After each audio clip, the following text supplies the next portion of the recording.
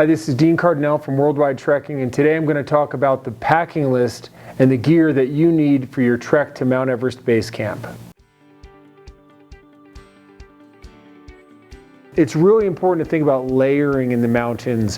When you get up high, you want to have a variety of layers so you can add a layer to stay warm or take a layer off if you get too warm. So it's the fine balance of heading out for the day and being comfortable all along the way. A lot of times when I'm getting ready, I'll step outside to feel the temperature and feel how I want to leave. Oftentimes I say that, if we start out on our walk for the day and you're dressed and you're feeling warm to start, you're going to get hot. If you're feeling cool when you first start out, you're going to warm up and be comfortable. But most importantly, you want to be able to wear a lot of different layers and have some backup layers in your day pack, and then be able to adjust your layers depending on the way that the day shapes up. Maybe the clouds come in and the sun goes away and it cools down. You want to be able to add a layer. Maybe it's been cloudy in the morning and then it clears up and the sun comes out, and you want to be able to take a layer off and be more comfortable. So our upper body layers are going to include two base layers, like just poly pro shirts. So these are just a poly t-shirt that you can wear. I'll bring two of these. And the good thing about these poly type t-shirts is they're going to wick moisture and they're going to dry more quickly in the event that you get sweaty. If you wear a cotton shirt, then it gets sweaty and it stays damp and wet for a long time. So when we're on the Everest Base Camp trek, if these get sweaty in the lower valley, when we spend a double day in Namche Bazaar or a double day in Farache, you can do a little bit of laundry. So you can wash a couple t-shirts out, some socks and some underwear. Along with your two poly shirts, you're going to want a couple mid-weight tops. So really the only difference with this is going to be a poly shirt with a long sleeve.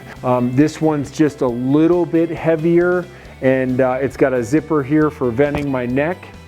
But just a different type of long sleeve, again a mid-weight poly type shirt.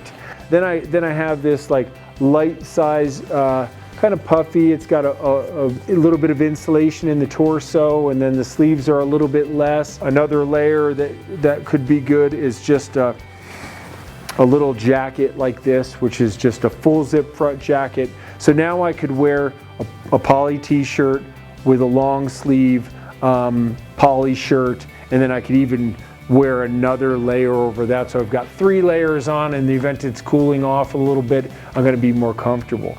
In the event it was even cooler, then we're going to want to have a shell jacket, a hard shell jacket. So a hard shell jacket is typically a Gore-Tex shell type jacket.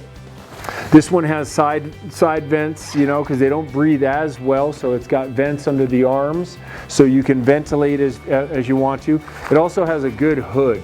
So if I've layered up and I'm wearing my few layers underneath and I put my shell jacket, it's going to prevent me from any precipitation, whether it's rain or sleet or snow. So in the upper valleys, if it's windy, to have your shell jacket on is going to be really a comfortable way to go. And then lastly, to protect yourself from the cool temperatures, and this is a really popular item for the evenings, it's going to be rare that you're trekking in a down or puffy type jacket, because when you trek you get warmer, and with the layers and the shell on there, you're going to be most of the time warm enough. But this is a good protective layer for cold nights, cold mornings, and the upper portion of the valley on your trek to Mount Everest Base Camp.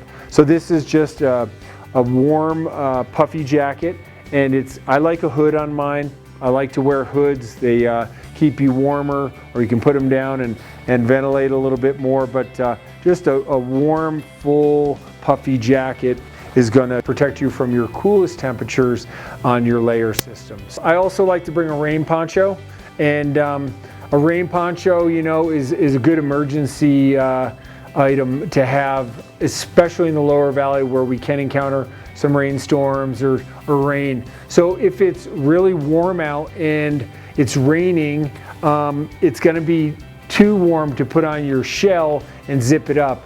And a rain poncho is going to give you protection from the rain, especially if you're taking a break or if it's raining steadily.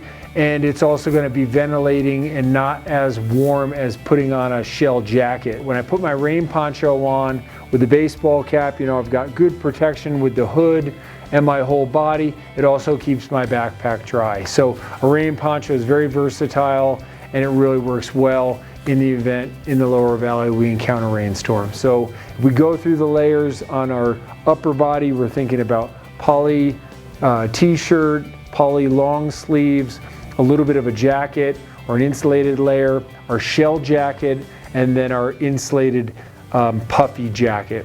And those are all the layers that you should need as you trek to Mount Everest Base Camp. And you don't have to bring too many t-shirts because you do have the opportunity to do a little bit of washing on the 2 days that we spend 2 nights at the same village in Namche Bazaar and again in Farache. Thank you for watching our video on our packing list for Mount Everest Base Camp. The entire list is below, so check that out. Contact us directly if you have any questions. And this is our list for Mount Everest Base Camp.